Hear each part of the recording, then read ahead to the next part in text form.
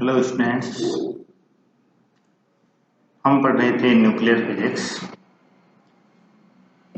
मैं उदय सिंह। आज हमारा टॉपिक है नाभिक का घनत्व, यानी डेंसिटी ऑफ न्यूक्लियस।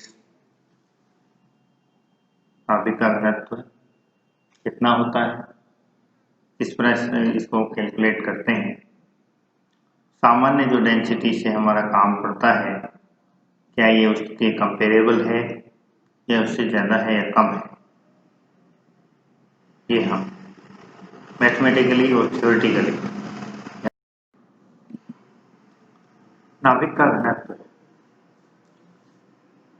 हमारे पूर्व ज्ञान के आधार पर हम देखें, हम जानते हैं कि नाभिक में धन आवेशित प्रोटॉन और उदासीन न्यूट्रॉन पाए जाते हैं। नाभिक की त्रिज्या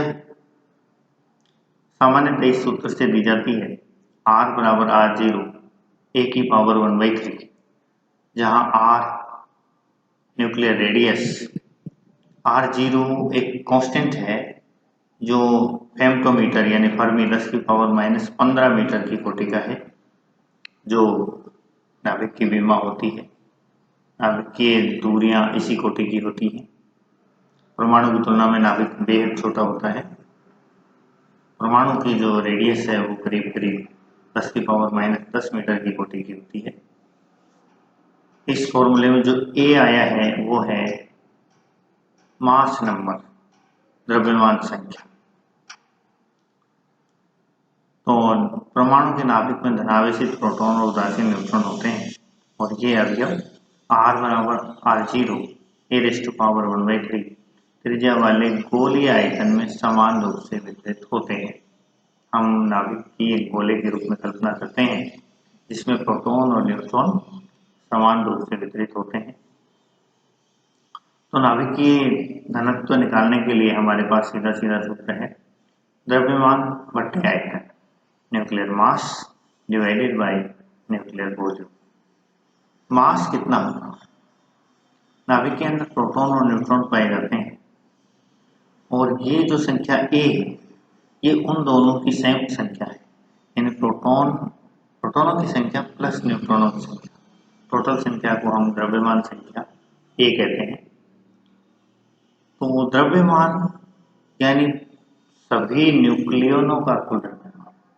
हम जानते हैं कि प्रोटॉन और न्यूट्रॉन का द्रव्यमान लगभग समान होता है, इसलिए द्रव्यमान के लिहाज से हम उन्हें अलग अलग कण नहीं मानते, हम उन्हें एक सिंगल पार्टिकल ही कंसीडर करते हैं।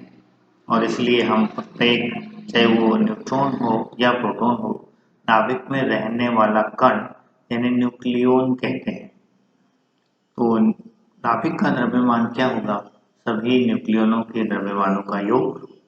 मान लें एक न्यूक्लियन का द्रव्यमान mn है, तो टोटल न्यूक्लियनों के द्रव्यमानों का योग कितना होगा? A multiplied by mn। A mass number यानी neutron number plus proton number, total number of nucleons, multiplied by mass of a single nucleon, एक न्यूक्लियन का द्रव्यमान इनटू न्यूक्लियनों की टोटल संख्या, divided by volume of the nucleus.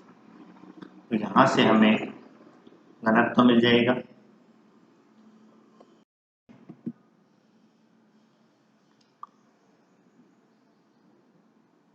ये देखिए, ए द्रव्यमान संख्या, mn प्रोटॉन अथवा न्यूट्रॉन का द्रव्यमान, दोनों का द्रव्यमान लगभग सेम सा ही होता है, और v वॉल्यूम आयतन।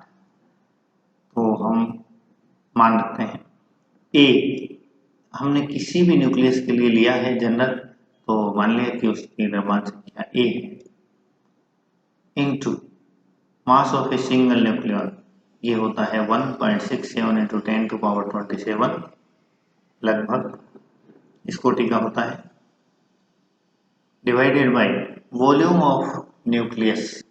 यदि हम नाभिक को एक गोला माने तो गोले का आयतन होता है 4/3 πr³, 4/3 πr³। और R का फॉर्मूला अपने पास क्या था? R बराबर R0 a⁻⁴ तो r का जब क्यूब करेंगे तो r0⁻³ और a⁻1 1/3 मल्टीप्लाइड बाई 3 1 और r0⁻3 ये वैल्यू हम रखें और कैलकुलेशन करें। 3 ऊपर चला जाएगा, 3 × 1.67 10⁻⁻27 मल्टीप्लाइड डिवाइडेड बाई 4 पाई की वैल्यू 3.14 r0 हमने चर्चा की थी पहले भी कि ये एक कांस्टेंट है जिसकी माप नाभिक की त्रिज्या की कोटि की होती है। तो इसकी वैल्यू 1.3 × 10⁻⁻15 और इसका क्यूब। ये वैल्यू रख के जब हम कैलकुलेशन करते हैं तो हमारे पास जो वैल्यू आती है वो आती है 1.81 × 10⁻17 किलोग्राम पर मीटर क्यूब।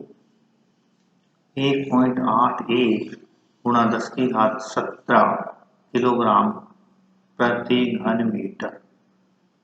यदि हम बिल्कुल एग्जैक्ट कैलकुलेशन को छोड़कर एक बार केवल ऑर्डर की ही बात कर लें, कोटि की बात कर लें, तो ये घनत्व 10⁻17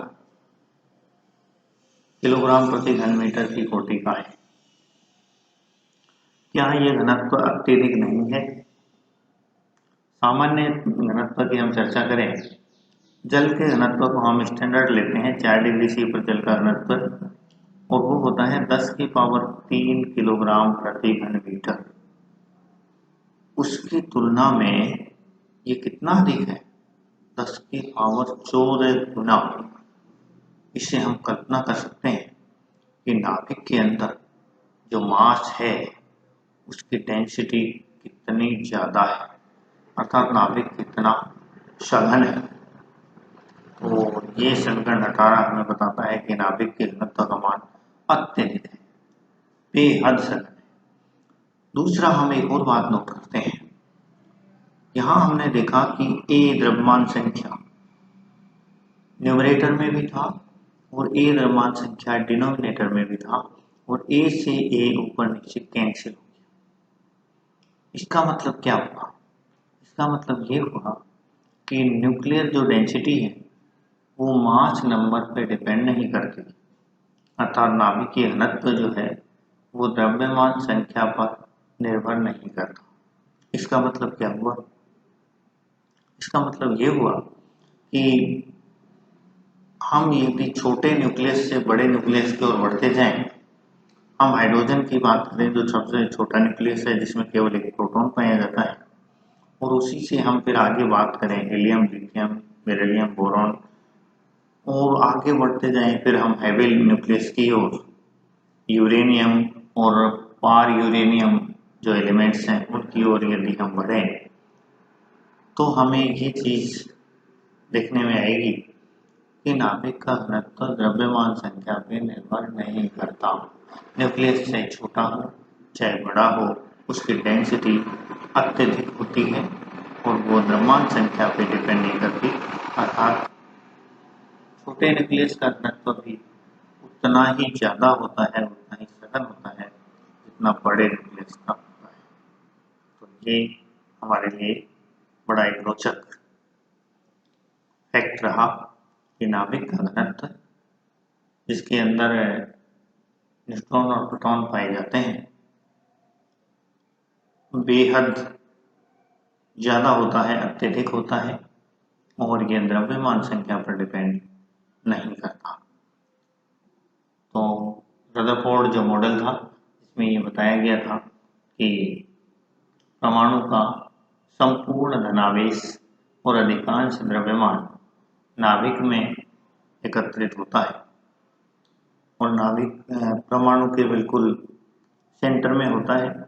तो यहाँ हमने ये जाना कि नाभिक के अंदर जो डेंसिटी है वो अत्यधिक होती है, बहुत अधिक होती है और ये द्रव्यमान संख्या का फलन नहीं होती, द्रव्यमान संख्या पर डिपेंड नहीं करती।